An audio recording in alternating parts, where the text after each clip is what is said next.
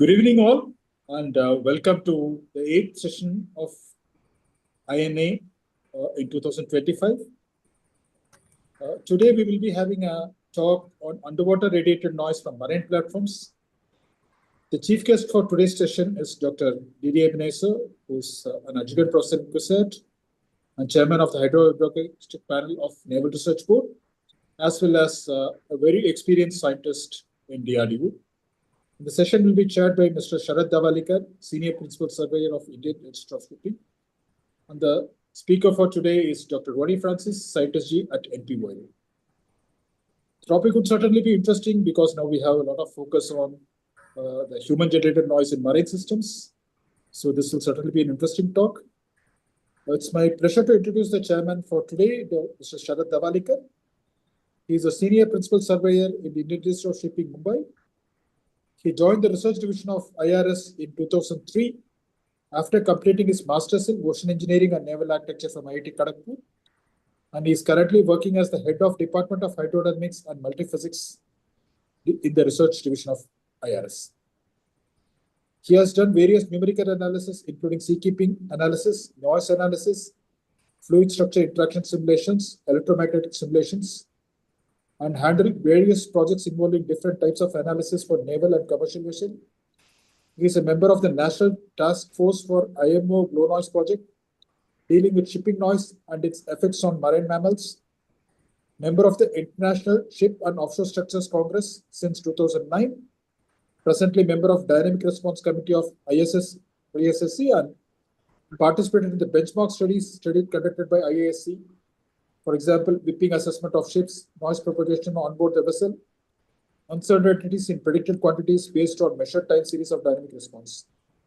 He is actively involved in the shipping noise-related matters at IMO and ISCS and has got numerous publications in national and international journals to his credit. Mr. Dhavalikar, now I'll request you to chair the session and take forward. Thank you. Thank you, Dr. Iyengar, for nice introduction and allowing me to chair this session. It's such a nice session and nice topic, very current topic. And it's my pleasure to be here for chairing this session. And further, I'm pleased to introduce our chief guest, Dr. Ebenezer.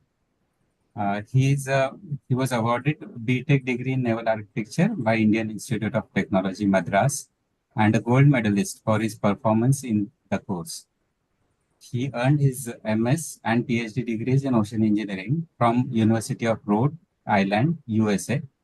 Immediately after that, he joined Naval Physical and Oceanographic Laboratory, that is NPOL, Cochin, in 1990.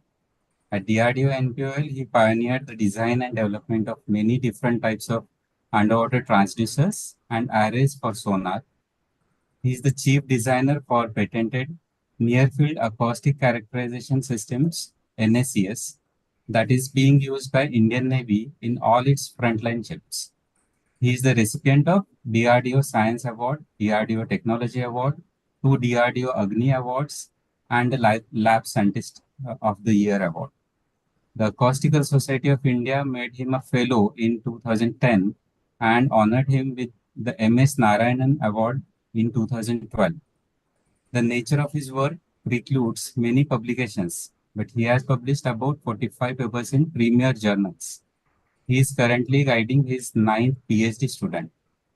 He has been an associate editor for the Journal of Acoustical Society of America since 2012 and is still the only person from India to hold such a prestigious position. He retired in 2020 from NPOL and outstanding scientist and director systems. At present, he is an adjunct professor at the Department of Ship Technology, Cochin University of Science and Technology, Kochi, where he is leading research on computational ship hydrodynamics. He is also chairman of Hydro-Vibro-Acoustics HVA panel of the Naval Research Board, DRDO, since 2021. We are honored, sir, for you to be here as chief guest. Let me also introduce today's speaker, Dr. Roni, who will be delivering a seminar on underwater radiated noise from marine platforms. Dr. Roni holds BTech degree with first rank in Naval Architecture from Cochin University of Science and Technology. He obtained his MS and PhD both in Ocean Engineering from IIT Madras in the year 2015 and 2024, respectively. He joined DRDO as a scientist at NSTL Visakhapatnam in the year 2002. During his tenure at NSTL, he worked on the hydrodynamics of marine platforms and towed bodies and development of autonomous underwater vehicles. He joined NPOL in the year 2008 and currently he is working as a scientist G and division head ocean engineering. His areas of interest include computational fluid dynamics, low-induced noise, design and development of underwater towed bodies, and mechanical systems for sonar applications. He is also project director, Sagar Spandan, for the acquisition of acoustic research ship for DRDO. So we have such eminent personalities here. I would like to ask our speaker, Dr. Roni, to take over and deliver his lecture on URN from marine platforms. Dr. Roni, please. Yes. Thank you, Mr. Dhavalikar. I'll share the screen.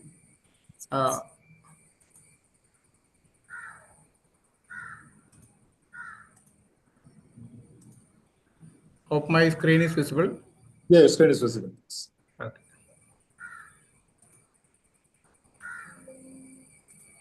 So thank you everyone for joining and thank you for the introduction. Today's topic, I'll be briefing on the underwater radiated noise in marine platforms. Myself, Roni Francis, and I'm working in the NPOL Cochin at DRDO. And these are the contents for today's presentation. I will be briefing upon the significance of underwater radiated noise. We will short call it as URN, and the various sources of URN and the various propeller-induced noise and its mitigation. So we'll be mainly focusing on this.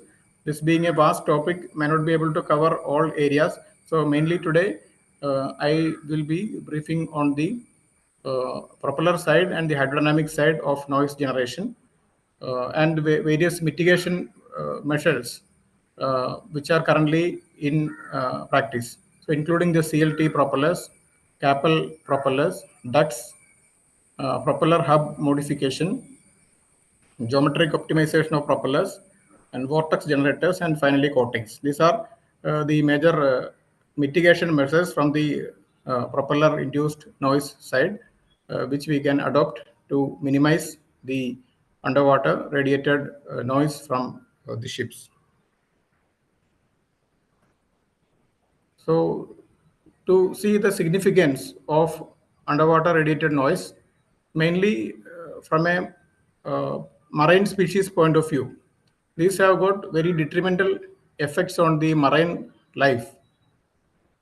Many marine species depend on sound for communication, as we know, and they gather information about their environment, locate mates, prey, and offspring, and escape danger and navigation. For all these aspects, the various marine species employ sound in the underwater scenario. But noise from shipping often occurs at similar frequencies as those of marine species, and this can seriously interfere with their life in the ocean. And this can confuse them and also put them in danger. Another major aspect and influence of underwater radiated noise is on the operation of sound sensitive equipment in the sea. We know for various scientific purpose as well as military purposes, we use sound, underwater sound in the sea. For example, oceanography equipment, etc., are heavily employed. They work based on the noise in the sea. And another major aspect is the military requirement, where the sonar systems are employed for various military applications, and they are also dependent upon the sound propagation in the sea. So the ambient noise generated in the form of radiated noise from other marine platforms can seriously affect the performance of these equipment when they are put to exploitation in the underwater scenario. And another major influence is on the stealth of military platforms. This is particularly applicable for naval ships and submarines, which use stealth as their most important strong point. So, and they need to operate undetected underwater. So stealth is of utmost concern for these platforms. Actually, the area of URN currently is an area mainly targeted at the military platforms, though the other civilian aspects such as general criteria for marine species and all are also gaining significance in the recent years. So if you see, the shipping noise is a combination of tonal sounds and broadband noise. Generally, we can say spread over 2 hertz to more than 100 kilohertz. And we can also see that presently there are not much regulations which is regulating the magnitude of noise generated from ships. So accordingly, that is why there is not much interest has been generated in this area from a commercial shipping point of view. But that scenario is slightly changing nowadays, and we can see major regulations coming into force in the near future. To look from the IMO point of view, IMO released guidelines in 2014 focusing on primary sources of URN, which are propellers, onboard machinery, and flow noise due to flow around ship's hull. And these guidelines were revised in 2023, aimed at increasing awareness on URN and encouraging efficiency improvements which may complement each other.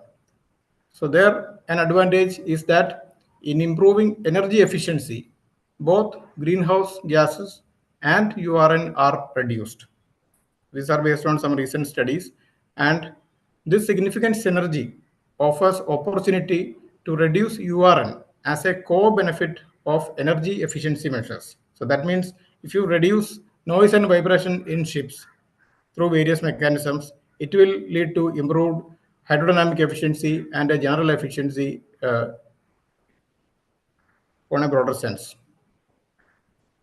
So if you look at the various sources of URN from a normal surface ship, these are the major mechanisms from which the noise is generated.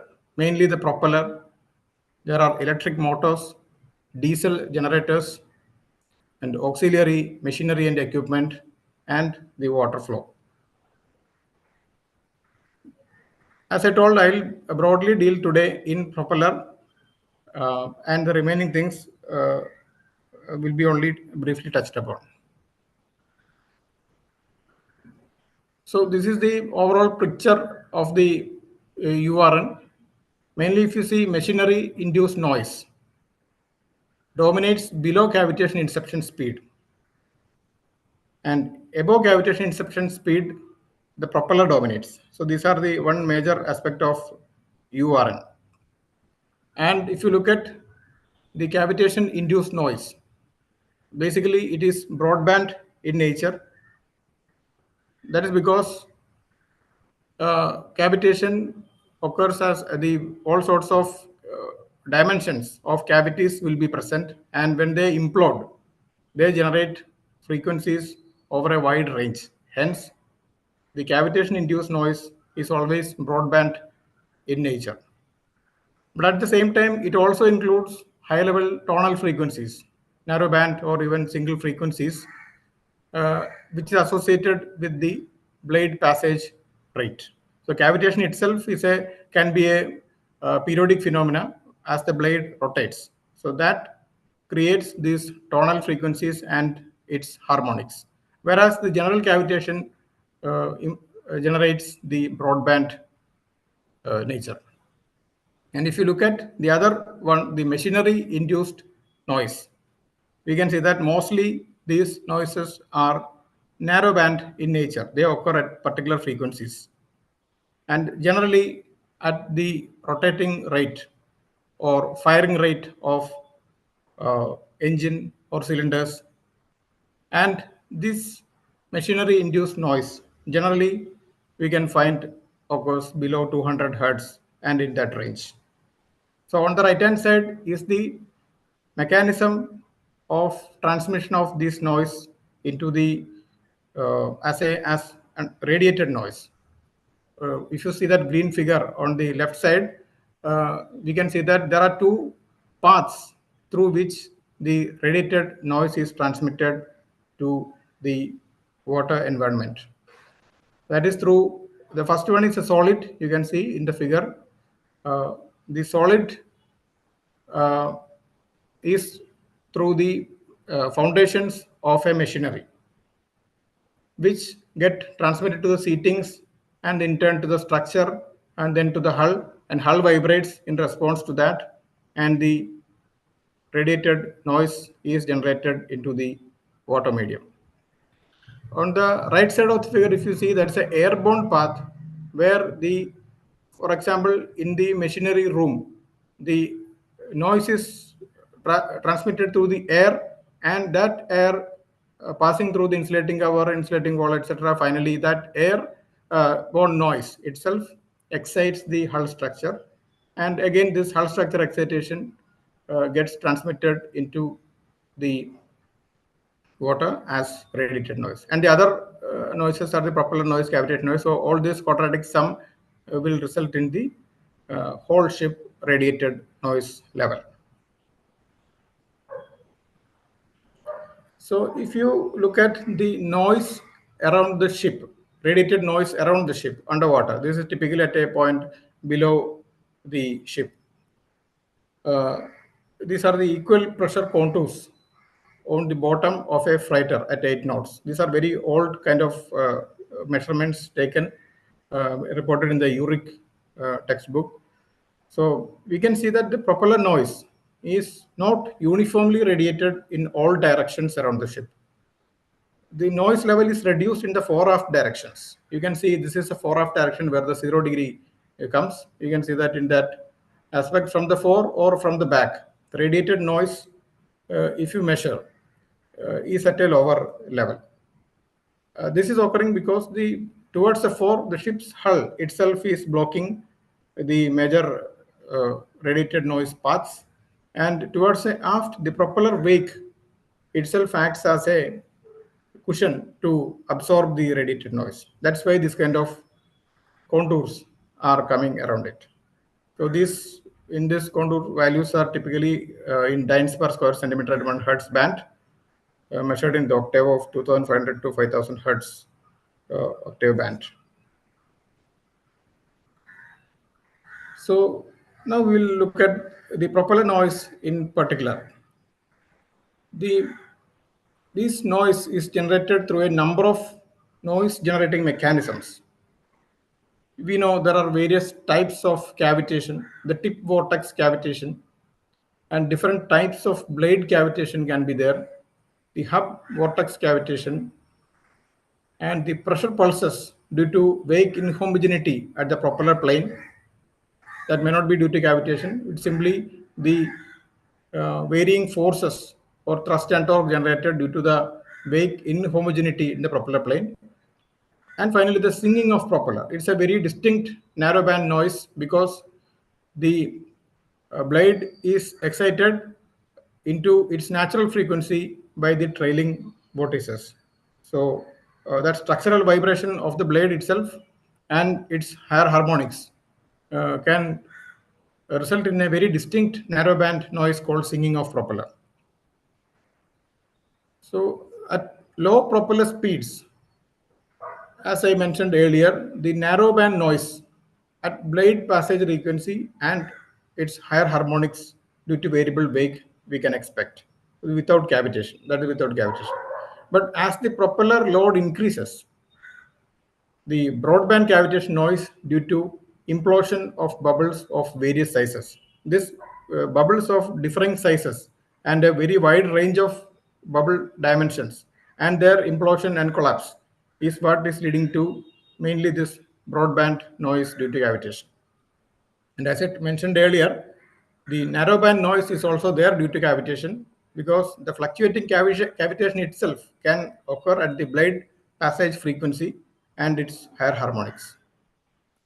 So typically for a commercial vessel, the cavitation inspection speed can be as low as 8 knots or even 10 knots. So and hence most commercial vessels will experience propeller cavitation. That is the experience from general situation. So if you look at the varying wake field behind the ship, this is a typical nominal wake field for a single screw vessel. On the left-hand side, you have the non-dimensional axial velocity. And on the right-hand side, the same thing at a particular radius of 0.7 r is plotted. So we can see these variations in the axial velocity cause the local flow velocity and angle of attack to vary as the blades rotate. And this lead to fluctuating pressure field, and this induces a dipole type noise. That is in the absence of cavitation at low speeds and low loads. But if cavitation is present, this lead to fluctuating cavity volumes on the blade surfaces. So these are some of the typical cavitation mechanisms which I already touched upon. The sheet cavitation, the cloud cavitation, the bubble cavitation, blade root cavitation, and this is a tip vortex cavitation and hub cavitation, hub vortex cavitation. We will slightly look at all these different types of cavitation in slightly detail in the coming slides. So this is a well-known theory, everybody knows. This is the mechanism of generation of cavitation. So if you see the pressure differential across a propeller blade, so where the propeller, where the vapor pressure is less than where the pressure is less than the vapor pressure. So this is the negative side or suction side of the blade, and this is the vapor pressure limit. So due to the high velocity at the propeller suction side, the pressure reduces, and when it goes below the vapor pressure of water, it creates this cavitation. So this is the region where cavitation begins. So this is a typical tip and hub vortex cavitation. So this is how the generalized underwater noise spectrum for propeller-induced cavitation looks like. There is a broad peak in the frequency range, around 40 hertz to 300 hertz. This can occur usually. And you can also see this single narrowband tonals, which occur at the typical shaft rate rotation and its higher harmonics. So this is how a typical cavitation spectrum will look like. And cavitation noise and increases when the propeller loading increases. So this can be due to ship moving faster, or towing operation, or ice breaking, or use thrusters for dynamic positioning. So hence, reducing cavitation will reduce the URN.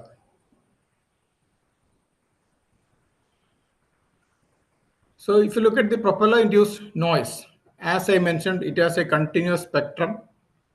The tip vortex cavitation is more important than other forms of cavitation. And this I already mentioned, the peak pressure comes around 100 to 1000 hertz or around 500 hertz, or even in that range, the peak occurs. And one interesting feature of this cavitation spectrum is the variation of the spectrum of cavitation noise with respect to speed and depth. You can see here as the speed and depth of the platform increases. It can be the depth of the propeller or a submarine. So as the speed increases in this direction, the cavitation noise peak shifts to the lower frequencies and at higher speeds and at smaller depths. So this is because larger cavitation bubbles are generated at higher speeds and lower depths, with the resulting production of greater amount of low frequency sound.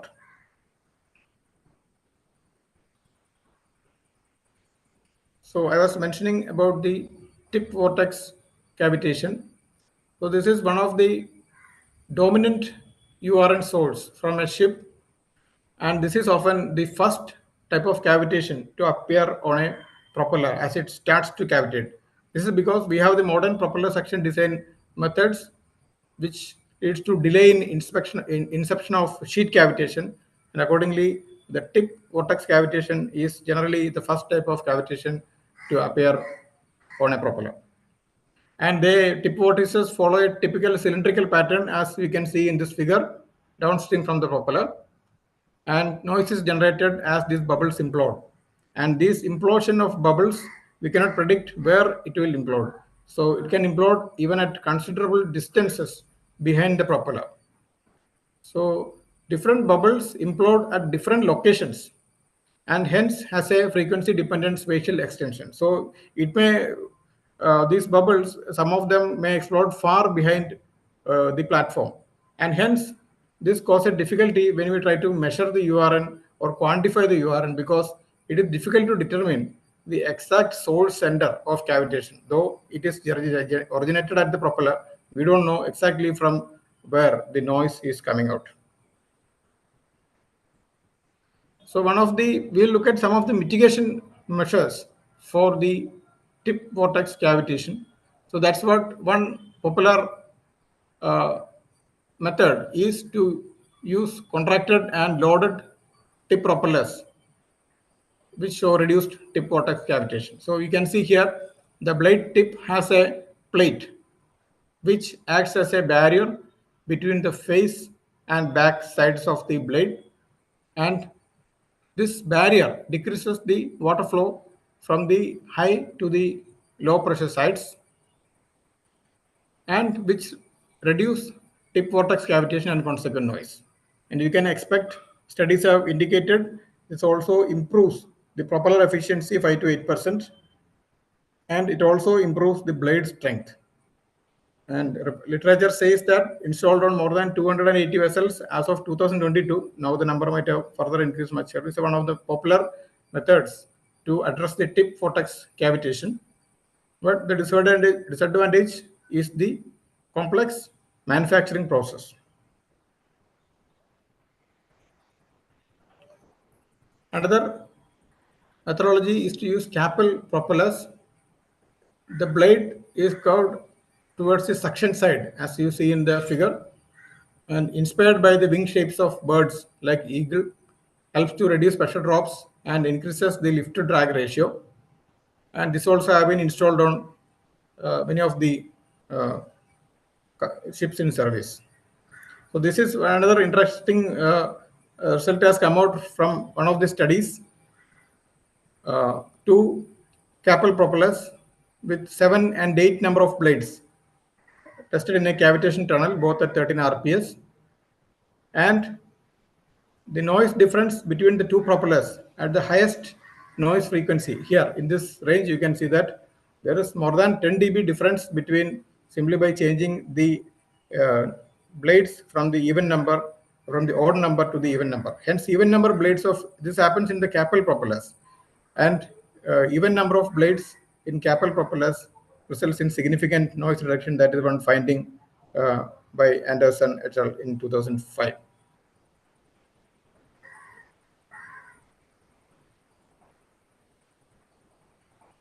Propeller hub modification. The propeller boss cap fins, the PDCF, they help to recover energy from the hub vortex and reduce the strength of vortex and associated cavitation noise. And this is a mature technology and have been applied to many in-service vessels. The removal of hub vortex cavitation reduced overall sound pressure levels by up to 6 dB, along with a modest improvement in efficiency for that particular case reported by Tachikawa et al. In 2019. And another study has indicated 3 to 6 dB reduction in propeller noise, and increase in propulsive efficiency and reduction in fuel consumption of the vessel with the application of the propeller boss cap fins. So here we can see this is a cavitation tunnel experiment with and without the PBCF.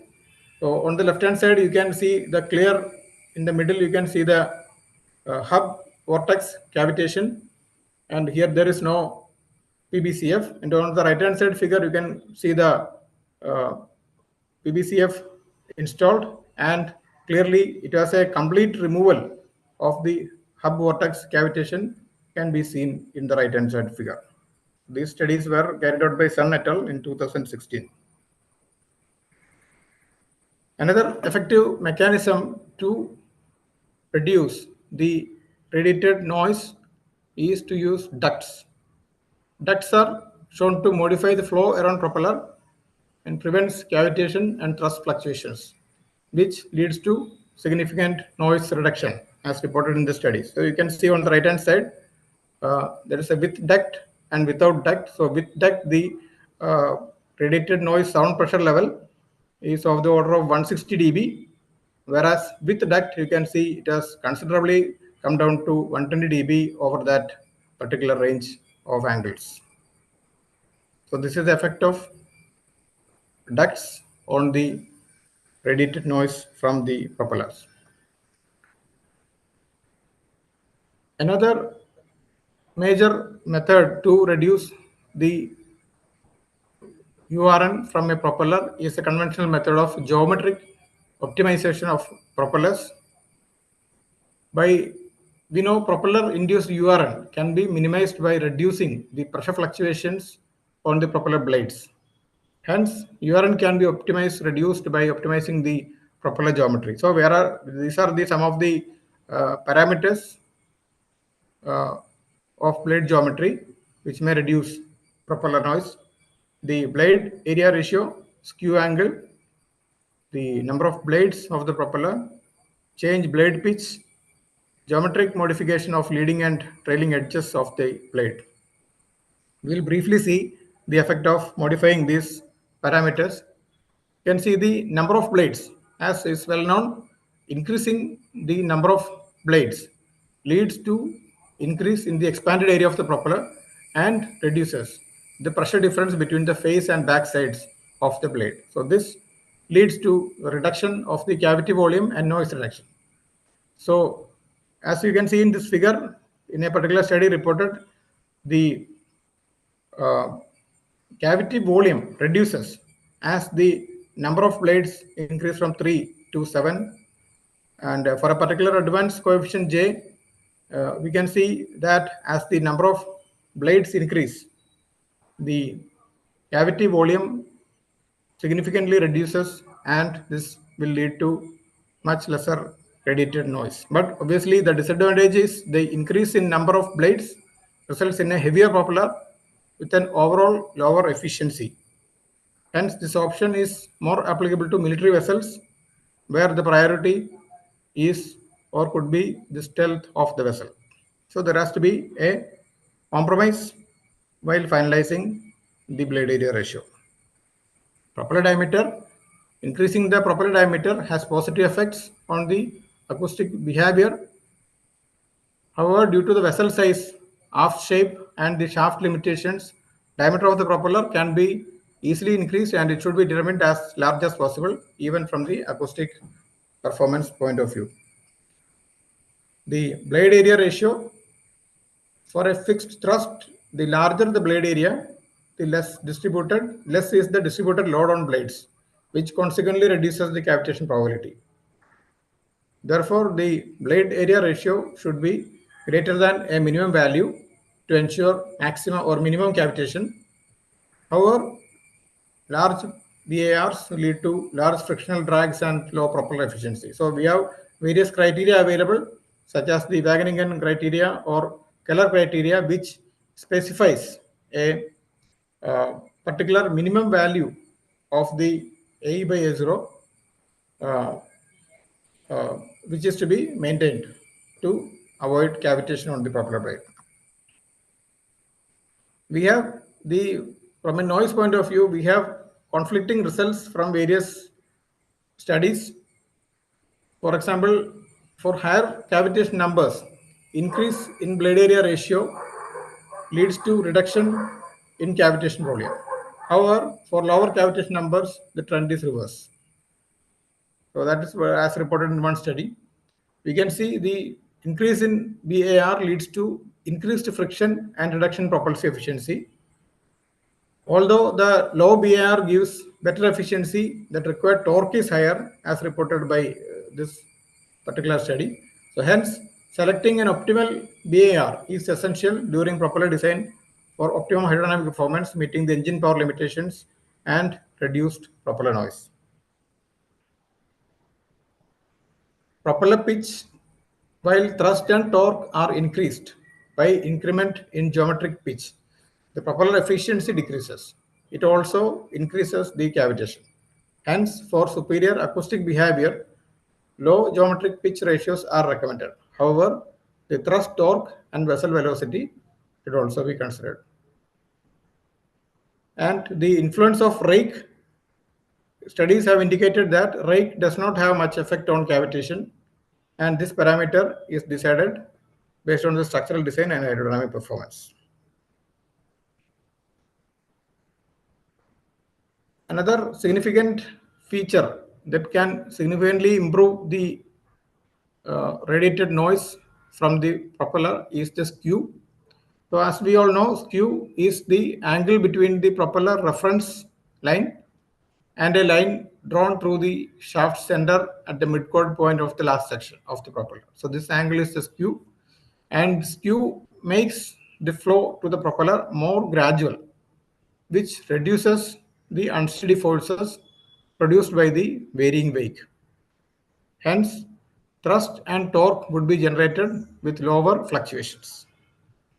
And skew angle of 45 to 60 degrees is appropriate considering the hydrodynamic and cavitation considerations as reported by multiple studies. And as we know, this large skew is related to structural strength problems. So again, optimization is essential here. Another efficient method to reduce the URN is the vortex generator. These are typically used to reduce the non-uniformity, wake non-uniformity, to improve the propeller unsteady cavitation behavior of ships that have severe flow separation at the aft. So this is like an effective solution for an existing ship for which redesign of the ship's stern or propeller at that stage is not feasible. Already the ship is having vibration problems, but it is not possible to do any redesign at that stage. So in such cases, this is an effective solution and which have been employed on various ships. So this is a vortex generators fitted upstream of a tanker. This we will look at in slightly in detail. The vortex generators, basically what they do is they create vortices upstream. So here you can see in this circle, the vortex generator is fitted, and these generate vortices, and these vortices mix with the low energy boundary layer flow downstream, and transfers energy from the vortices to the boundary flow. We know there is a large flow separation. Flow separation occurs mainly because the fluid particles, as they travel in an adverse pressure gradient, typically like in the aft of a ship, where the pressure is gradually going on increasing and due to the stagnation point, and they are losing energy. So this loss of energy is what is causing the fluid particles to come out of the hull and separate. So these vortex generators typically transfer energy from the vortices to this boundary flow, and hence the boundary flow in the adverse pressure gradient continues to move against the hull surface without separation. So that is the effectiveness of vortex generators. Various geometries are used, like rectangular, triangular, and foil geometries are used. You can see a typical triangular vortex generator fitted in this case. So here again, optimization between effectiveness in terms of radiated noise and added resistance due to the vortex generator is required. And the recommended height of the vortex generator is 0.5 to 0.8 times of the boundary layer thickness at that point. So this was the vortex generator, a serious vibration problem. It is a case study where the serious vibration problem was encountered during the sea trial of a certain surface ship with twin 5-bladed propellers. And the studies indicated that the vibrations were induced by propeller unsteady cavitation caused by excessive non-uniformity due to flow separation. Accordingly, model studies were carried out using a 1:10.5 scaled model, and the flow separation is located by streamlines. As you can see here, this is on the left side. Two figures are the flow lines without vortex generator, and you can see the bunching of flow lines here and leading to flow separation. So this is it can be seen that flow separation, and you see the on the right side with the vortex generator.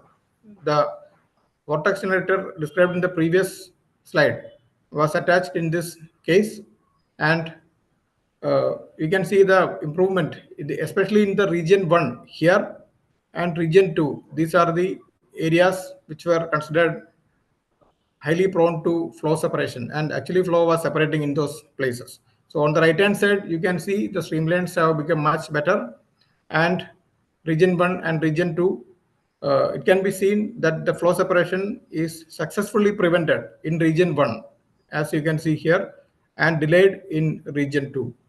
So this was the effect of a vortex generator fitted on this particular ship, and typically a triangular vortex generator of 100 mm by 50 mm dimensions in the model scale was designed and placed 2.5 D.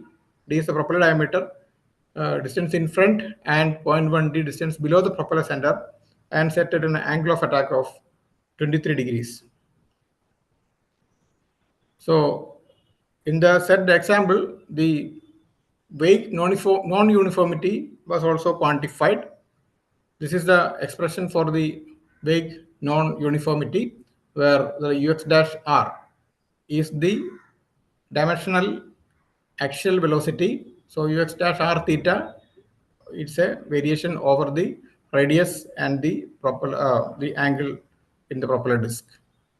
And this is the integrated over the theta. So we have the at a particular radius, this u dash x r bar is the average axial flow velocity at a particular radius over the disk. So the bigger the wake non-uniformity, the worse is the unsteady hydrodynamic performance.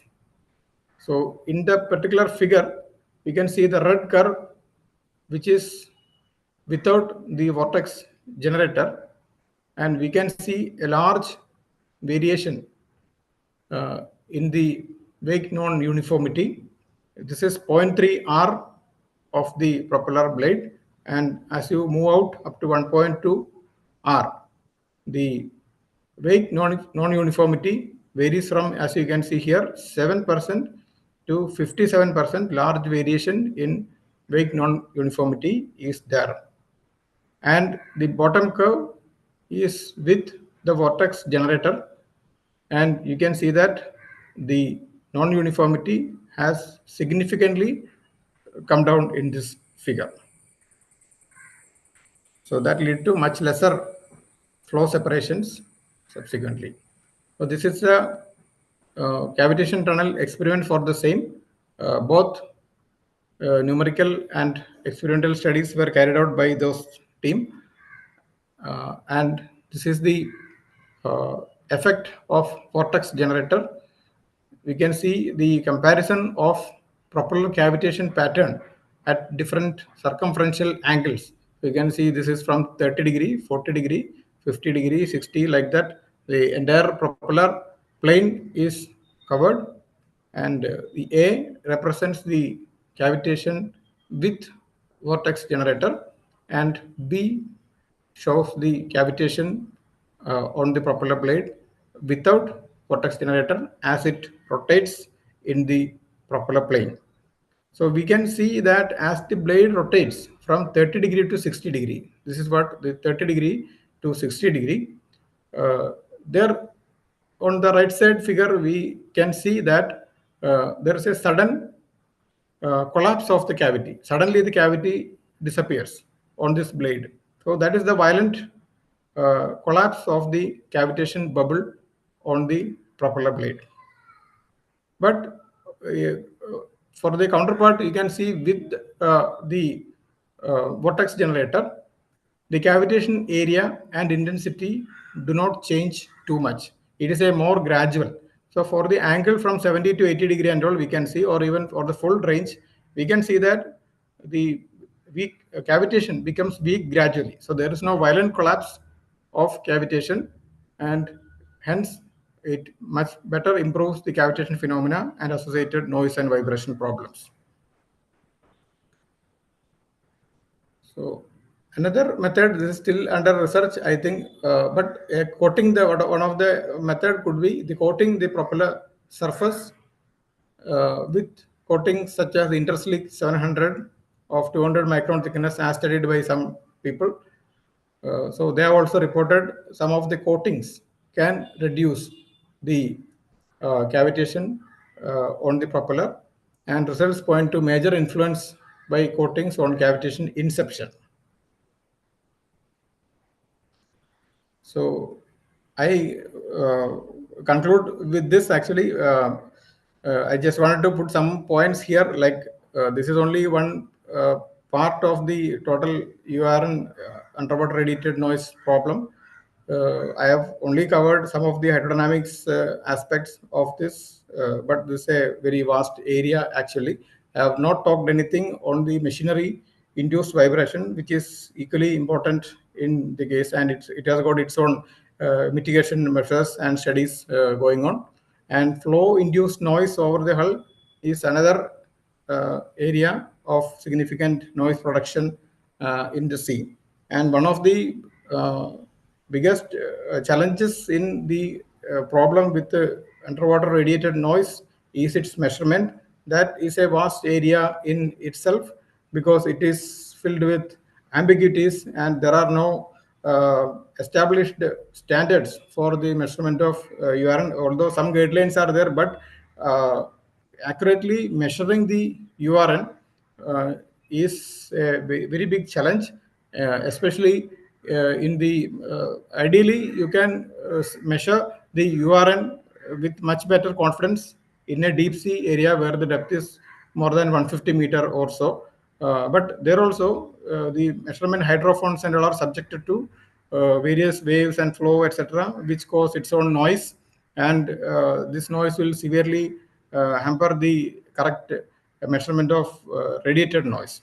And most of the facilities, like what we have in India in the Goa UWR ranges, the measurements are located in the shallow water regions, because it's more easy to set up such facilities. But shallow water measurement of URN is having its own problems. Like in shallow water, there are multiple reflections taking place from both from the sea surface as well as from the sea bottom, and also many obstacles in the vicinity of the sound path. So again, these measurements are having ambiguities regarding the correctness of these values. So I have not touched upon any of these things. That's what I just want to convey.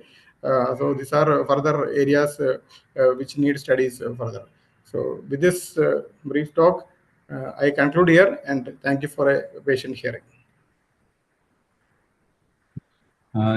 Thank you very much, Dr. Roni, for your very interesting and elaborative topic discussion on URN. And you rightly pointed limitations what limited topic you have covered about URN. Yes. And before I think we open up for QA, I would like to ask our chief guest, Dr. Ebenezer, to address the So audience, please. our chief guest is shortly joining, sir. He'll just join in a couple of minutes. Okay. Meanwhile, Okay. perhaps I would just start with something. Just for most of the propeller, you just covered so the cavitation noise, this thing, Yes. and also about the wake uniformity or ununiformity, this thing. It's typically, acting in two different. But what about the sort of noise which is generated by flow, particularly with the energy efficient bursts which are generated, and a lot of aeration bubbles and wake bubbles which arise out of the bow which collapse later? Is there any studies to your knowledge done on that part of it apart from the propeller? Just was wondering, that's all.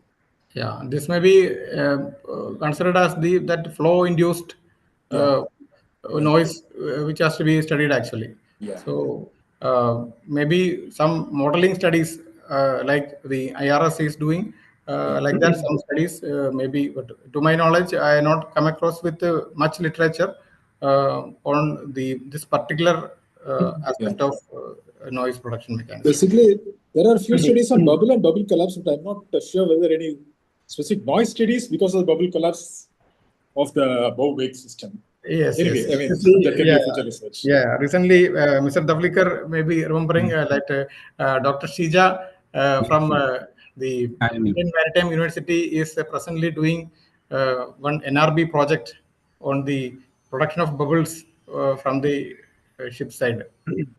Yes, but when it comes to, I think, the noise from bubbles, very less literature is there. Yeah, very less. Yes. And there is also a group in Indian IAC is working on that. Yes, not through NRB, but otherwise IAC is also working on that, but not seen any focus studies towards the noise part of it, certainly bubble part of it. Thank you, sir. Dr. Ebenezer rejoins us, so perhaps we can have your comments, sir. First, I should appreciate Roni for an excellent talk. Considering the nature of the audience, widespread, we don't have that many experts on noise from ships and propellers. I think it was an excellent talk. I've been interested in CFD in the last few years. And one of the things that we've been looking at is verification. How do I make sure that my numerical computations are right? Yes. And that's actually a very big challenge. If you want to demonstrate that your answers are numerically right, which is the technical meaning of verification, we're finding that it's very difficult. And I find a lot of papers on noise from propellers, from structures. Yes. And they do not have any verification studies. Yes. So let's say 40 years ago, journals published saying that if you do not do verification studies, you will not publish your paper. Yes. That was on CFD. Right. That was when CFD was just starting. But we still have papers published on CFD where verification is not there. Yes. So and they also comment saying that just saying that you have reasonable agreement with experiment is not sufficient. Yes. Author's idea of reasonable agreement is very different from the user's idea of what is reasonable agreement. Yes. So I think we still have a long way to go in terms of being able to compute radiated noise, whether it is from propellers or from ship hulls itself. But we are, I think, progressing quite rapidly in that direction. Yes. But like in any other area, there's a lot of junk papers. There's a lot of stuff. Somebody has done something, they get it published, and it gets cited also. So I think at a worldwide level, there's still a lot of work to do. Yes. Of course, it would be very nice if we can see more institutions and individuals in India doing this, being involved in computation of radiated noise. That would be excellent. Nobody is going to tell us all the details. Nobody is going to publish all the fine stuff, which is going to result in really lower levels of radiated noise. So I think there's a lot of work to do. There's a lot of space. Right, sir. Thank you once again, Roni. Excellent talk. Yeah, thank you, sir. Yeah. As you rightly told, Okay. this validation, particularly with respect to noise, radiated noise, is particularly difficult, sir, because we don't have good experimental results published. Yes. Because not only the good result, the getting a measurement itself is a very big challenge in the case of radiated noise. So we have very limited publications in this area. So, if I may comment with the permission of the chair, one of the difficulties is basically accurately measuring the noise and the source of the noise from probably a far field measurement or even a near field measurement in open environment. Yes, there can be some tests which are done in acoustic tanks in free running ships and all those things, and taking care of a particular type of noise. But in open environment with various sources and isolating a particular source of noise Exactly. is still based on a lot of assumptions. Not that the noise measurement itself is not impossible, but isolating that this particular thing is this thing involves a lot of assumptions, fairly supported by a partial understanding of theory. Yes. But when those errors themselves are creeping into the experiment, how valid those measurements can be used for validation of CFD is a sort of a very, very debatable question. Yes, yes. Unlike, say, many other things, there I'll leave my comment at it. If, yeah. Yes. Thank you, sir. Yeah, you rightly told. Actually, see, one of the biggest challenge in the measurement is to get repeatability in the measurements. If you see the literature, two people try to measure the radiated noise from the same platform, and getting repeatability itself is a major challenge. If you measure the platform from a port side, or if you from starboard side, or in one direction or other direction, you will find these values are drastically different. And also, we need this radiated noise level is always measured at a distance away from the ship. Typically, you measure it some 150, 200, or 300 meter away from the ship. So whatever you measure, you get in your hydrophone is at a distance of 300 meter typically away from the ship. So how do you normalize this measurement?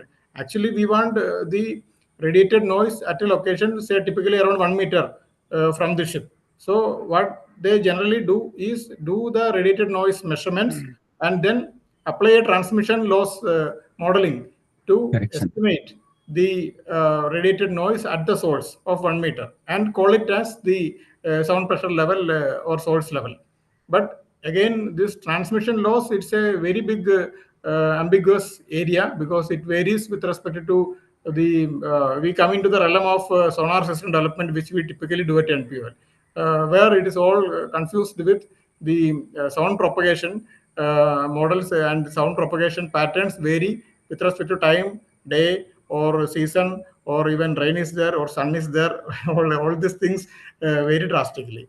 So it is very difficult to accurately obtain the pressure level at the source of maybe some 1 meter from the ship. So that is a major challenge. Again, just to one quick comment, sir, I think there are some few people with the questions also. Yeah. During one of the experiments which we were doing in a full-scale ship, we actually put a small bore on the hull and put a hydrophone right on the aft structure. The experiment was for cavitation observation, but we did that and sort of measured the, so whatever the hydrophone was recording, I'll just leave at it. And the same platform at the same time was also, measured at a noise range and sort of some correlations are obtained. But as Dr. Roni Francis was mentioning, the next time I do the experiment, repeatability was a challenge. Yes. So yes, there were some correlations, there were some this thing. It sort of supports in a way this transmission analogies and all those things. But still, I mean, those assumptions are requiring a lot of thinking and it's more of a skill today than science. So with that, sir, I mean, I think with the permission of chair, there are a few people who are waiting in the question answer box probably. Yeah. Yes, there are a couple of questions. Mr. Nikhil Deshmukh wants to know what air pressure is used for vortex generator. I'm not really able to connect the air pressure in context with vortex generator, but if Dr. Roni can take up this and explain about it. This is about what, sir? Air pressure. air pressure in Okay. vortex. Right. Yeah. Actually, the vortex generator which I described is not related to air injection. It is simply a structure like a turbulence generator or a vortex generator, or a plate is simply welded at an angle to the flow, and that generates some vortices as the flow passed around this vortex generator. So that creates vortices, and these vortices impart energy to the fluid flow, and it delays the flow separation at the propeller plane. So that there is no air injection as such in that vortex generator which I described. Yes, it's kind of a fin, I would say, which is at the aft of the hull, and Yes. that is generating additional vortices, Yes. not air injection from any. Not air injection. But there are in that paper which I mentioned during the presentation, there are good guidelines regarding what should be the dimensions of that, and what should be the shape, and what should be the angle of attack for the vortex generator for good results. Those things are clearly described in that paper. Yes. He has a connecting question. Do you have any data on what is cavitation inception speed for CPP and FPP? Any data on cavitation inception speed do you have? Not really, actually. No, not really. I have seen one paper, but as our chief guest was saying, that paper I didn't feel like having a proper thing. But that paper talks about the CPP generated noise in particularly. When a particular pitch, controllable pitch is set, and how the noise varies with respect to the pitch variation in the CPP, the paper describes. But I don't know whether how far we can, because there are no credible validation of those results actually. I hope that answers Mr. Nikhil's question. Another question from Commander Paul Moses. How does a sonar detect and classify another platform? Is it using tonals or by using broadband noise? I know not. I think we should not talk that here, because I have taken permission for a particular set of queries. Sonar thing, I think we should not go for discussion actually. Okay. And he has one more question. Which are the numerical methods used to predict propeller noise other than FWH equation, and how reliable are they? Yes. One method which I have come across is the most popular method, that is the FWH method, which is based on the Lytle analogy. But there are many other methods also. I think it's emerging methods are there. But the most popular one is the FWH method. There are typically some DEM methods are also there. Yes. Boundary element methods and all are available. Fluctuating field noise that is tapped on the propeller blades. Yeah. Maybe you can brief more on that, because you are directly working in that area actually. Perhaps I'll just ask a follow-on question if the chair permits. How mature are LES and DNS methods in these things? I mean, perhaps the chair can answer, or Dr. Roni Francis can perhaps comment on how LES and DNS methods have matured enough, or are they still in R&D only for practical application? I think as far as I know, I would say LES is the most suitable or most advanced as of now, and which people can handle with whatever computational resources. And when we are dealing with a flow noise, whether it is a propeller or hull generated flow noise, and if we want to capture a bubble, as we were talking just a while ago, LES would be most suitable. I don't know about DNS, whether anybody is really doing anything on DNS. It's only a research topic, I feel.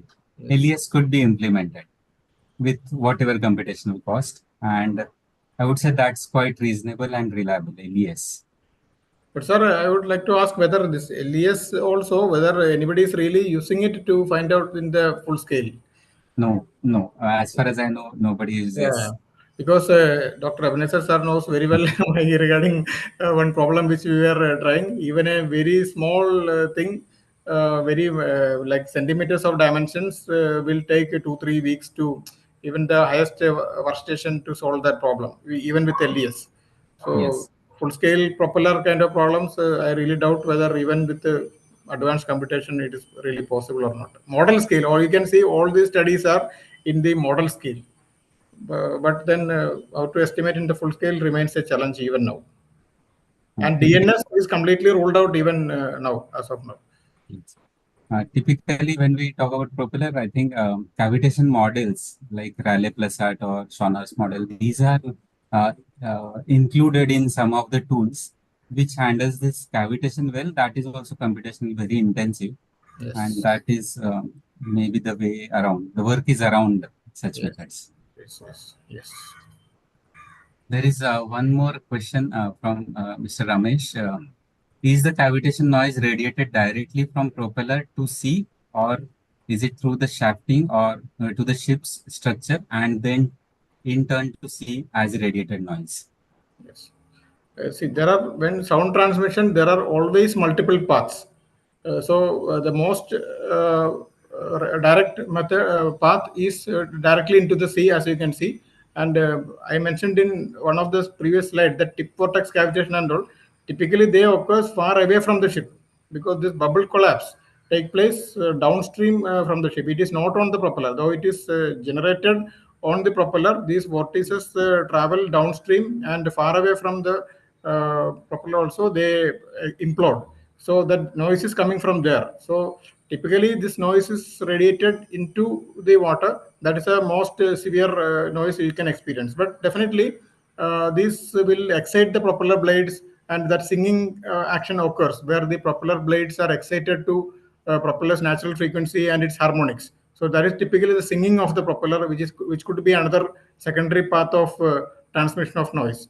And obviously reflection from the ship surface and transmission into the hull. These are all tertiary and quaternary part of radiation of noise actually. But radiated noise into the water is the most direct and most significant type of transmission. Yes. In short, it's the direct transfer to the water Yes, from yes, propeller. yes, yes. One, I could not make out the name of the person who is questioning. Do the additionally generated vortices increase the URN? Because generally vortices do develop sound.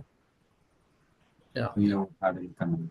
Yeah, definitely there could be some additional vortex generated because the flow over the hull, we are creating some additional vortices, but that improvement increase in uh, some level of increment in the noise could be there because of the vortex generation. But here the main problem is the hull plating vibration and the propeller inhomogeneity due to the flow separation. So when that is being addressed, there is a major reduction in the total noise level. So this vortex induced slight increase in the noise level could be insignificant compared to that. That is clearly seen in that study which I presented. Another question from Mr. J. Dasgupta. Uh, he's first of all saying very nice presentation and thanking you for the presentation. His question is there any change or improvement in case of inboard versus outboard rotating propellers? Or, I think that was not discussed in the presentation, but if you have anything on inboard and outboard rotating propellers. Yeah, the case which I had presented that water generator was with it was clearly mentioned it was outboard noise, outboard rotating actually. But whether any influence there could be case to case basis influence on the rotating sequence of the propeller, that could be possible. For example, in one case where we have seen that even number of propellers, especially when it is used in conjunction with, for example, in a submarine. In a submarine platform, there are that X-shaped or cruciform-shaped fins are very common. So when that is coming, and in conjunction with that, if you use an even number of blades, that study clearly mentions that there is a symmetric shedding of or symmetric load fluctuation on the propeller blade, and which lead to very large scale vibrations. So these are on case to case basis. This will vary actually. This may still remain a topic of research in Yes, yes, context with noise. yes, yes. Actually, many of these things are particular to the particular design we are dealing with. So Uh, Another question from Mr. Abhishek Tiwari. Can we measure or numerically estimate non-cavitating noise of a marine propeller? Can FWS method be used for numerical estimation? yes, Yes, FWH method can be used for numerical estimation provided we clearly model the noise source. FWH method, basically the radiated noise we will be able to model actually. And measurement of URN, typically it is carried out typically in a cavitation tunnel, where you can mount the model scale, but in a model scale it can be done. But full scale, if you measure, see, there are so many other noises coming, and we may not be clearly able to distinguish between what is what noise. So hydrophone will always measure a complete set of noise, including the ambient noise, noise from other sources, reflections, everything. So in particular to one propeller noise alone, if you try to measure, I think you will be able to do it only in a limited laboratory environment, like in a cavitation tunnel. One more question from Mr. Shashank. Why do the cavitation bubbles increase in size with the increase in depth? I did not, increase in size with I've added Mr. Shashank in the panel, like if you want Yeah. to clarify. Yes. Hello, sir. What it was mentioned. afternoon. Yeah, good afternoon. So in your slide in the propeller induced noise, you had mentioned that with the increase in depth and speed, the location of peak shifts to lower frequency at higher speeds and increasing depth. So that's why I was confused. So decreasing depth. Yeah. Okay. Typically, what you are saying is correct, because hydrostatic pressure increases. Naturally, we will have the lower bubble size will come down. But what that particular aspect means is that as the speed increases of the propeller, or the speed of the propeller or RPM increases, the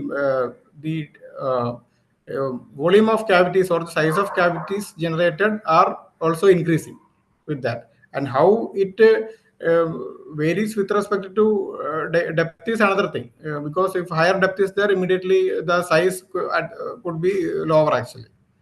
That's what is reported in that paper. So the depth and speed are not directly related. No, depth and speed are not they have clubbed it with that observation actually. What it means is that maybe generated volume of the cavities are increasing. That's what he's saying actually. Okay. Thank you, sir. Yeah. I think I am also slightly confused with that question. Maybe we can slightly think more about that actually. Yeah. That slide actually shows that with increasing speed and decreasing depth, correct. frequency becomes lower. Right. Then then it is clear. Yeah. When you asked that question, I felt maybe it is in the other way. That's way. Yeah. One more question. Is there any difference in propeller-induced URN for ships and submarines? Difference in propeller-induced URN for ships and submarines. Is there any difference? Yeah, mechanisms are same, but submarines it is more carefully addressed, because submarine works with the paramount requirement of stealth. So all efforts are taken to minimize the radiated noise in terms of number of blades and shape, geometry, everything. Their cost is not much concerned, and also the manufacturing methodology or propeller efficiency itself, it can be sacrificed to increase the stealth requirements. So accordingly, these are designed in two different methodologies. I find Dr. Gosroy has put up his hand. Yes. So perhaps we can allow Dr. Gosroy to make his comment on that. Dr. Gosroy, please.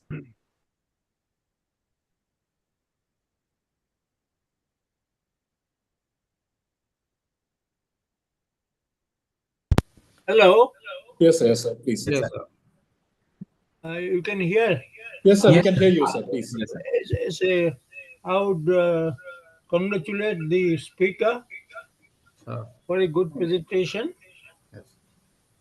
I would only say to conclude by stating the factors, general factors which causes the vortex and noise and what are the measures to prevent it? Just generally. Can somebody repeat that question, because there were a lot of echo coming actually. About the factors, basically, was trying to ask about the factors. If I correctly understood about the URN, basically, what are the factors that actually influence? I mean, if I correctly understood his question, it was that. The factors that is basically governing the URN. I think good amount of his plan addressed in the talk, but he was asking about the factors that influence. Factors, basically, I was talking about the mechanisms of various URN generation, like the propulsion based and machinery based, and also the flow around the ship. These are the three major mechanisms which I was trying to describe, which are the factors which are affecting the URN actually.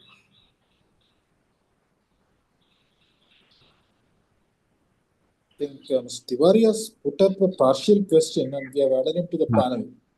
Yeah. So Tiwari, perhaps you can just put your question.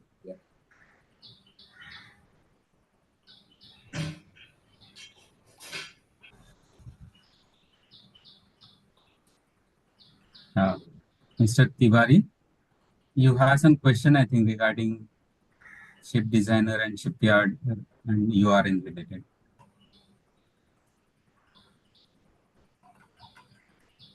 If you can repost or speak up.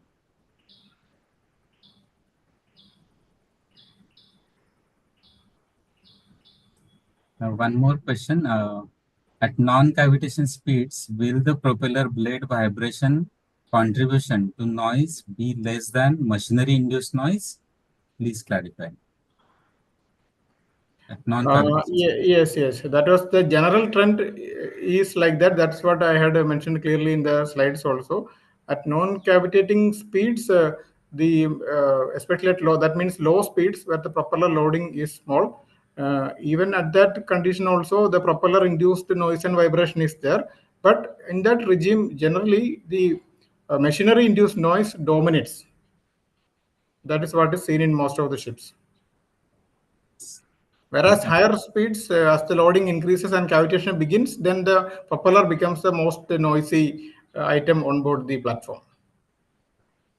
Yes.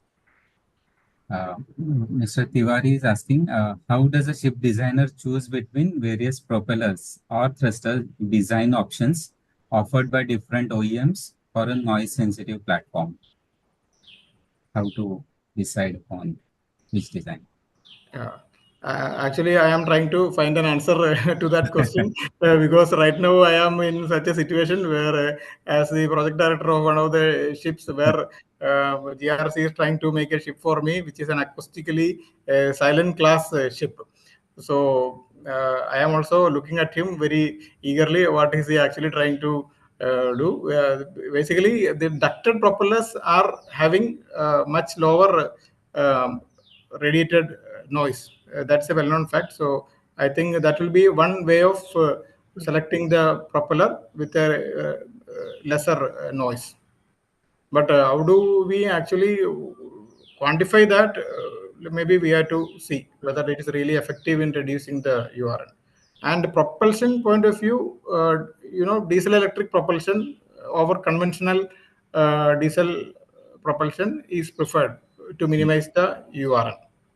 So you can just add on to this thing. See, noise sensitive platform is one thing, but there may be many other requirements for a platform. So it is generally a compromise between what is most crucial function of the platform. Is it only the noise? Then yes, costing and design and strength, other things may be taken care of. But everything we can may be able to design most silent propeller, but it will come at some cost or some disadvantage, which I think in your presentation you highlighted. Everything will come with some add-on or some disadvantage. So it's a compromise between many functionalities. Exactly. That's how I think designer will finalize. Yes, that's right. There is one more question. How many hydrophones are ideally required or fitted near the propeller for cavitation measurement or own noise analysis? In the cavitation tunnel, if you are measuring, typically in the cavitation tunnel, if you are measuring, how many near the propeller you require? Maybe Dr. Ebenezer sir may be able to give a better answer to that. I think maybe one hydrophone is sufficient because in a cavitation tunnel, but sir can maybe you'll be able to give a better. Well, it depends on what exactly we are interested in. As Roni pointed out, the noise radiated is highly directional. And if you want to know the directivity pattern, you will need several hydrophones to find out what the pattern is. And just to add, I mean, you can complete your answers, then I'll answer. Go ahead. Let me say something related. There are now standard, in quotes, standard methods for measuring the noise radiated from a ship which is in deep water by using several hydrophones suspended from nearby ships. So there they have recommended number of hydrophones to be used, distances between the radiated noise and the hydrophones, etc. They are working towards standardizing things for shallower water, where the depth of the water is not very high. But as Roni pointed out, all these measurements are done in the far field, which is how you do sonar measurements also. You don't measure things in the near field because sound intensity levels vary considerably as you move away from the source. Yes. And usually the problem of interest is what is it at large distances from the source. So we to normalize this and make different noise sources measured at different distances comparable, what we do is extrapolate the far field sound back to 1 meter and report the value. We seldom actually do a measurement at 1 meter. Okay. I don't know if that is helpful. Okay, I'll tell you another related point. If you want to measure the directional noise from a source in an acoustic tank, what you would do is fix one hydrophone and rotate your noise source about some axis so that you can get a directivity pattern. In this case, we cannot do that. We cannot rotate our ship about an axis. So the best thing you can do is, if you want a directional pattern, to make use of a large number of hydrophones and measure the directivity. Sir, actually, sir, as you rightly told, there are some guidelines. One is by JASCO has given a beautiful report on the various measurement schemes. So, as a questioner asked, in that case, in the sea, they are recommending 3 hydrophones. If you have sufficient depth, like say 150-meter depth, so they are recommending 3 hydrophones fitted at various depths, so 30-meter, 60-meter, and 90-meter depths. That is to typically neutralize the angle of radiation coming from the ship, actually, to do this. Yeah, actually, the hydrophone measurement hydrophones locations are fixed, and we have a ship that is passing through the measurement range. Yes. And so that is one way of finding out what the directivity is. Yes. As a function of angle. Yes. And, typically, in case of typically one length, ship length of general recommendation is one ship length should be the minimum distance from the ship to the hydrophone at the closest point of approach, or 100-meter, which is smaller. If you keep it a very large distance, also a lot of additional attenuation can come. So that one ship length is the recommended length to keep the hydrophone during the measurement. And just because somewhere along the line measurements in cavitation tunnel was mentioned, if we are doing a model scale measurement in cavitation tunnel, it is typically a acoustic trough, what we call as acoustic. Generally, these cavitation tunnels, in case we want noise measurements, should typically have an acoustic trough, not just a flow sectional loop. In the acoustic trough, you put, like as Dr. Roni was telling, 3 to 4 hydrophones you put on the acoustic trough and measure the noise. Just a test section alone will not do. In case you are also intending to measure the noise in a cavitation tunnel, you have to have the acoustic trough where you put, as Dr. Roni was mentioning, either 3 to 4 hydrophones you put on the acoustic trough and do the measurements. if you're doing it in the cavitation level, in addition to whatever is done in open cell. Right. Yes. There are not any pending questions in Q&A box. I just have one question, or just a general point. Just before, sir, I think there's a question in the chat box actually. Yeah, somehow. Yeah. Let me see. Kiran V. He's put a question in the chat box.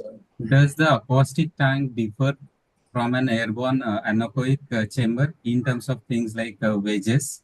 What addition does it have different from the normal tank? Acoustic tank and airborne chamber, how it is different, he is asking. Yes, yes.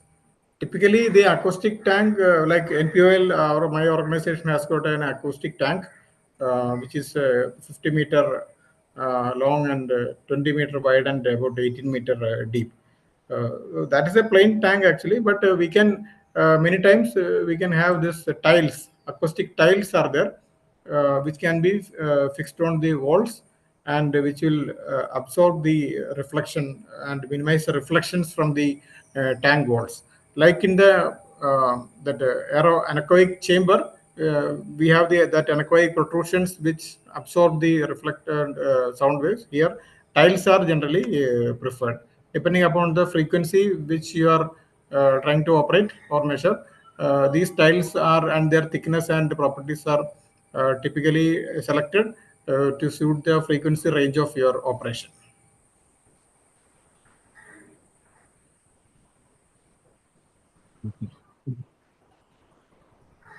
Any other questions? Audience may please put up. Raised hand by Mr. V. Tiwari. If he's May I speak? Yes, Yes, yes, sir. please. Yes. I'm Commodore Vineet Tiwari, retired. At the outset, I would like to compliment Dr. Roni Francis for a very informative talk on this very, very complex topic of underwater radiated noise. Thank you, sir. Yes, I had posed one question to the text which you have answered. I know it will fox all of us because for a platform designer, it is, and it's very difficult, to choose propeller and whether we should just remain focused on the propeller because the propeller noise becomes critical only after the cavitation, Yes. as has been my whatever limited experience. Yes. And below that, the machinery induced noise. Yes. And the flow noise, flow noise generally, if it is a well streamlined hull form, you don't have too many abrupt, appendages, then flow noise generally with some pattern. But the machinery induced noise, even a pump running creates so much of a noise. So, Yes. It's not that only the major propulsion machinery or the alternators create noise. So it has to be taken holistically, I feel. Yes. There has to be a proper approach to the design of a ship for the noise. Yes. Looking, just standing outside and just trying to, ascribe, that okay, propeller is one aspect, so you look after this, or the machinery OEM should look after something. And unfortunately, I'm not sure there are too many agencies in the country, who have done, the prediction as well as measurements of many ships, and who have some data to, because all these, as has been brought out also, that you have to have, we have various tools which are improving every day, and through numerical and CFD and all that to make some prediction, but finally you have to measure either in the range, and I feel that is the only, though the range also has some limitations, but finally that is the best we have, the underwater range. There also some errors could be there, but we know, how to take care of that, because for one of the projects we Yes. tried with marine also, in their depressurized towing tank, where we are doing cavitation checks for the propeller with the ship models in a self-propulsion condition. But finally, they said that the noise measurement will not be very accurate, because of even in that depressurized towing tank, that the overall flow noise will be so much that it will be very difficult to get any meaningful data. So I don't know in the cavitation tunnel with only the propeller running what measurement we do. Probably it can just give us for a comparative purpose. We run two propellers and see which one is making more noise. But getting a real value which we can scale up, and we can use it for adding it up in the overall ship's signature level. That may be a very difficult thing. So that's what I feel, that we need to have a very holistic approach for a platform. And probably we need to put in all our heads together and take it as a mission mode kind of a thing, rather than just leaving to one agency. I mean, it's just my thought for sharing. Yes. Because some lot of work is being done by IRS. NPOL has got a lot of data and information. NSTL has, and Dr. Ebenezer has a lot of vast knowledge. So I mean, I think this is one field where we need to collaborate and talk, and take it forward. Because I was handling these things in the Workshop Design Bureau, so I know. But yeah, that is one agency which has a lot of information. But yeah, the data cannot be shared from Workshop Design. But the wisdom and knowledge and skills definitely we can use for any ship which we are making in our country for acoustic purposes. Yes. That's all. I just thought I will share my Yes. point. Thanks for your insights. Sir, as you rightly told, sir, this machinery-induced vibration and noise is another major area prior to inception of cavitation, actually. But that area is more complex than this one. This one, in the sense that there are absolutely getting data is very difficult, because propeller operating in the free stream, the measurements like in a cavitation tunnel and all are relatively better to carry out or easier to do. But the data on machinery vibration, since it is taking place inside the compartment, like typically in engine room or even inside the ship structure, the mechanism of transmission of this mechanical vibrations into the underwater scenario is through multiple paths, like as I mentioned in one of the slides, through structural excitation, and also through the airborne path. So, and typically this depend upon each design of each and every ship. So, and these measurements are very rarely carried out, and data is very rare in the machinery-induced vibration. As of now, what we know typically is the best method to reduce machinery-induced vibration is to select machinery with minimum self noise. So there are a few slides where there I didn't flash it actually, because that can lead to much lesser dB level when it comes to machinery induced vibration. So selection of the machinery is most critical when you go for a silent operation regime, actually. Other things are normal things, like the typical vibration mounts and the isolation rubber paddings and all, which are typically given in all platforms, but their effectiveness is typically even quantifying that is a very difficult thing actually. And also the vibration frequency, it depends upon the frequency of operation. So especially low frequency oscillations are very detrimental in long range transmission of noise. But low frequency mountings means we have to go for very compliant kind of mountings or insulation things. So that will lead to very large scale oscillations and motions. Again, it will affect the shaftings and all when you are trying to implement that. Another thing that is emerging is the active vibration isolation mechanisms, where these are some commercially available things are also there, where they bring their equipment and fit it on the hull structure, and this equipment typically measures the vibration felt or subjected by the hull plating and generate the counter force at the particular frequency and isolate that. That mechanism is slightly getting popularity, and some of the commercial variants are now available. But when it comes to quantifying that, again, we are at a reduced area now. That's all from my side, sir. Thanks. It's, Dr. Ebenezer. Yeah, okay. I was just wondering, now I think we have standard methods for measuring noise from propellers in cavitation tunnels, or at least let's say there are ITTC recommended methods.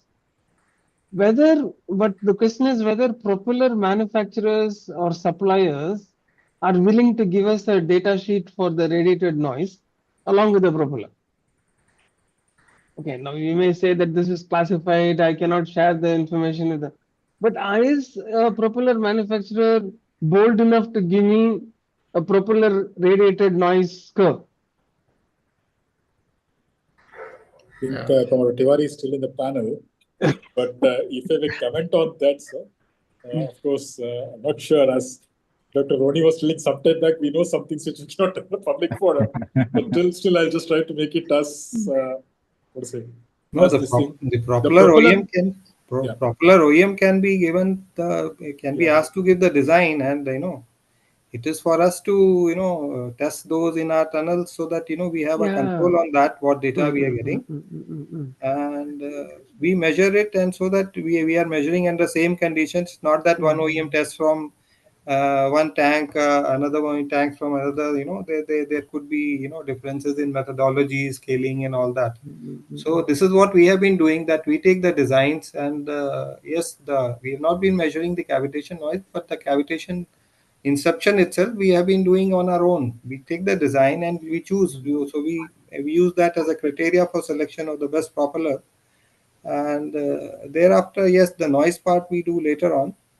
But that is what. So we don't ask the OEM to tell us what is the cavitation. I mean, he gives based on his theoretical modeling that okay, this cavitation, this propeller will meet this kind of cavitation inception speed. But finally, we do it in our own tank, in particularly in marine and now at NSTL, to decide that okay, what will be the cavitation inception speed for various types of cavitation, and we classify the propellers accordingly and decide which one to go for. Just to add to that, sir, I mean, I'm not sure whether I've understood your comment correctly. One is basically whether the OEM is ready to give the curves. In case within his contract, we specify that he should give the results of at least a model test level of these things along with the theoretical predictions, maybe.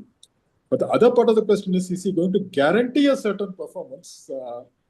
I'm not sure that is, because at one end, yes, we have got standard measurements for noise, but they're not as standard for a purpose of commercially establishing this noise. Maybe for R&D, yes. Maybe for understanding the physics, yes, to some extent, but not for a commercial guarantee that this could be my noise performance. So if it is in the contract, probably whatever studies they have will be shared, but I'm not sure whether any OEM is going to give a guarantee that this will be my noise. See, it may not be, if I may add, it may not be right to, because he can give you some performance characteristics or whatever based on the open water character, but finally your propeller has to run behind the hull, and he has got no control on the hull. This is, you have designed the hull, you are going to get it built. Even if you design in some way, once you build the ship, probably there may be some changes. So so finally the propeller's performance is given by how the hull is there.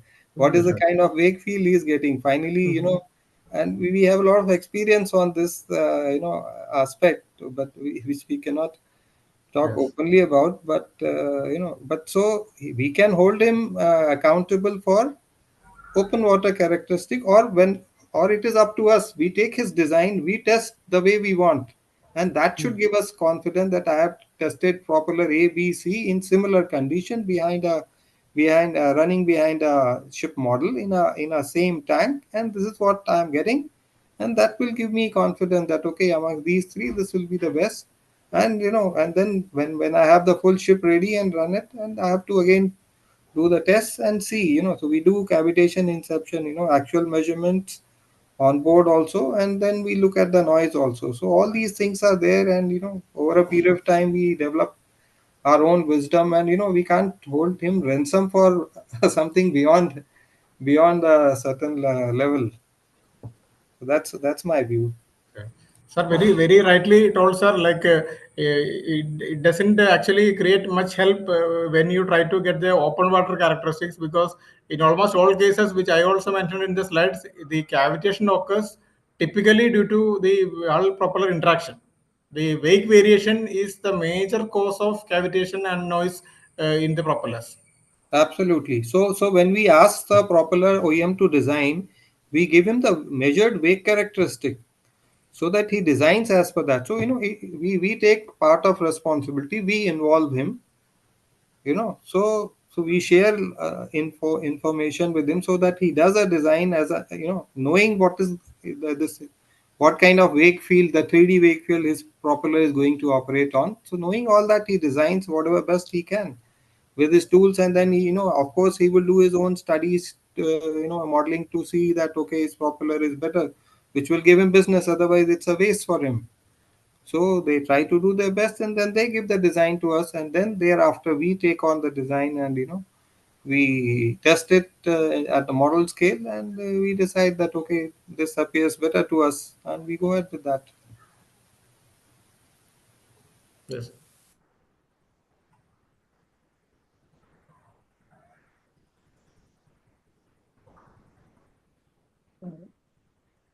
I think that was a good discussion at the end. It has eased my work to sum up the session. I don't think there are any other questions pending. I will try to shortly sum up the session. Dr. Roni has given a very good presentation on the overall URN from the marine platforms, covering only the propeller aspects, and he rightly pointed, he is not covering the measurement aspects and other machinery aspects of it. But going into detail of the propeller noise, he has covered right from tip vortex cavitation and how to reduce tip vortex cavitation, for example, with CLT propellers, which are coming up nowadays, new designs of propeller. And then something called as what we call energy saving devices, which is a ducted propeller or PBCF to handle particular part of the overall noise. But in totality, what I would say, these are generally called as energy saving devices as of now, at least in commercial shipping, but not really looked forward for to reduce the noise per se. These definitely improve the efficiency. And what I wanted to ask Dr. Roni also, these may improve the efficiency to some extent in certain RPMs maybe, but not in the entire RPM range. Same way, it may not reduce the URNs in the entire RPM range. That may be the limitation of all these devices. But very well, he has covered the entire topic. And yes, there are challenges, as you participants asked, how to select the propeller itself. And there may be many challenges in selection of a propeller in context with the URN, because there are many functionalities we have to manage. And when it comes to the reality check, the measurement, there are still some uncertainties. If we talk about the ISO standards, they are still under development for shallow water. For deep water, they are existing. For shallow water, something may come up very soon. And when and again, it's a radiated noise measurement, and we convert back to 1 meter, as Dr. Roni rightly said.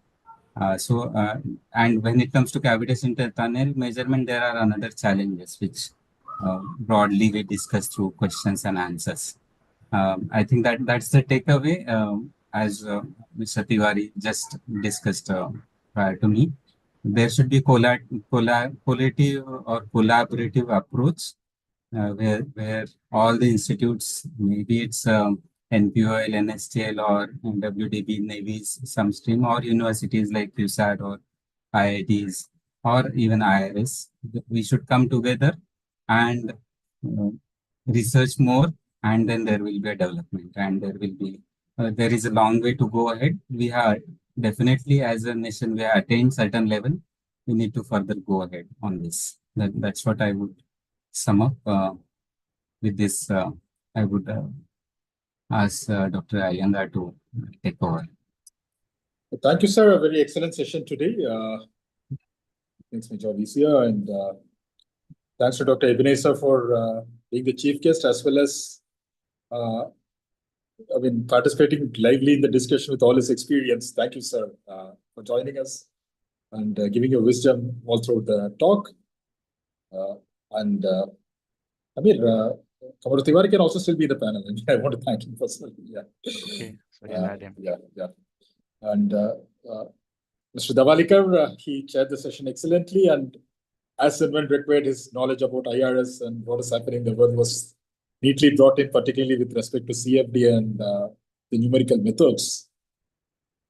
My thanks to Dr. Roni Francis. It was a casual conversation more than 3 weeks back when he was suggesting, yes, there can be a talk by me. But what he didn't expect is I'll just call 4 days before the lecture and ask for the talk, not giving much of time. But thanks, Dr. Francis. It was a very elaborate lecture, which was giving, particularly focusing on propeller. But later in the discussion, you did put up the machinery noise part also and covered the topic in whole. We also thank, this was a well-attended conference. Usually these webinars typically I'll see an attendance of around 20, 25, 30. And later we get a very good watch the YouTube to a few hundreds.